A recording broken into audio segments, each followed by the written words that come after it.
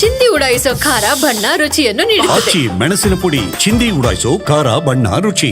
ಜಮ್ಮು ಕಾಶ್ಮೀರದ 48 ಪ್ರವಾಸಿ ತಾಣಗಳು ಈಗ ಬಂದ್ ಆಗಿವೆ. ಜಮ್ಮು ಕಾಶ್ಮೀರ ಸರ್ಕಾರದ ತುರ್ತು ಕ್ರಮ ಇದು. 87 ಪ್ರವಾಸಿ ತಾಣಗಳ ಪೈಕಿ 45 ಪ್ರವಾಸಿ ತಾಣಗಳನ್ನ ಬಂದ್ ಮಾಡಲಾಗಿದೆ. ಪ್ರವಾಸಿ ತಾಣಗಳ ಭದ್ರತೆಗೆ ಹೊಸ ನಿಯಮಗಳನ್ನ ಈಗ ಜಾರಿಗೆ ತರಲಾಗ್ತಾ ಇದೆ.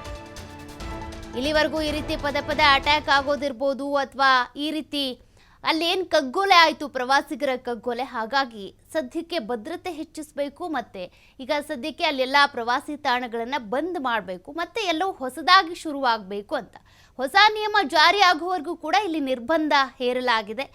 ಯಾರೂ ಕೂಡ ಬರೋ ಹಾಗಿಲ್ಲ, ಹೋಗೋ ಆಗಿಲ್ಲ ಅಂತ. ಸದ್ಯಕ್ಕೆ ಈಗಾಗಲೇ ಅಡ್ವಾನ್ಸ್ಡ್ ಆಗಿ ಯಾರ್ಯಾರು ಟಿಕೆಟ್ ಬುಕ್ ಮಾಡಿದ್ರು ಅದೆಲ್ಲವನ್ನೂ ಕೂಡ ಕ್ಯಾನ್ಸಲ್ ಮಾಡ್ಕೊಂಡಿದ್ದಾರೆ. ನೀವು ಬಂದ್ ಮಾಡಿದ್ರು ಮಾಡ್ತಾ ಇದ್ರು ಅಲ್ಲಿ ಹೋಗಲ್ಲ ಈಗ.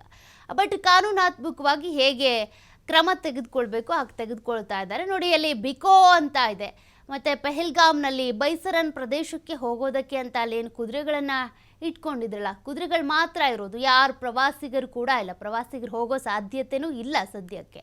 ಉಗ್ರರಿಂದ ಪ್ರತೀಕಾರದ ಸಂಭವ ಸಾಧ್ಯತೆ ಇದೆ. ಪ್ರವಾಸಿಗರ ಭದ್ರತಾ ದೃಷ್ಟಿಯಿಂದ ಈಗ ನಿರ್ಬಂಧವನ್ನು ಹೇರಲಾಗಿದೆ.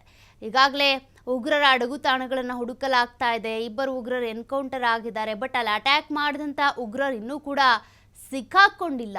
ಇಷ್ಟೆಲ್ಲ ಕಾರ್ಯಾಚರಣೆಯ ಮಧ್ಯೆನೂ ಮತ್ತೆ ಅಟ್ಯಾಕ್ ಮಾಡುವಂಥ ಸಾಧ್ಯತೆ ಇದೆ. ಅದು ಬೇರೆ ದುರ್ಗಮ ಅರಣ್ಯ, ಎಲ್ಲಿಂದ ಬಂದು ಹೇಗೆ ಅಟ್ಯಾಕ್ ಮಾಡ್ತಾರೆ ಗೊತ್ತಾಗಲ್ಲ. ಹಾಗಾಗಿ ಭದ್ರತಾ ದೃಷ್ಟಿಯಿಂದ, ಪ್ರವಾಸಿಗರ ಹಿತದೃಷ್ಟಿಯಿಂದ ಅಲ್ಲಿರುವಂಥ ಎಲ್ಲ ಪ್ರವಾಸಿ ತಾಣಗಳನ್ನು ಕೂಡ ಬಂದ್ ಮಾಡಲಾಗಿದೆ, ನಿರ್ಬಂಧ ಹೇರಲಾಗಿದೆ. ಎಲ್ಲವೂ ಕೂಡ ಬಿಕೋ ಅಂತ ಇದೆ.